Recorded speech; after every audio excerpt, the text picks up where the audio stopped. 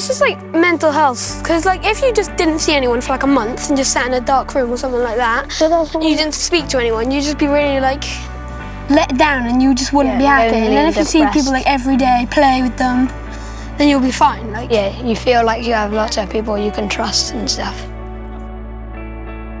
Skateboarding and cycling makes me feel just free, independent. Like when I'm out here, I'm on my own or I'm with my friends, and it just gives me a chance to get away from school or whatever's bumming me out that day.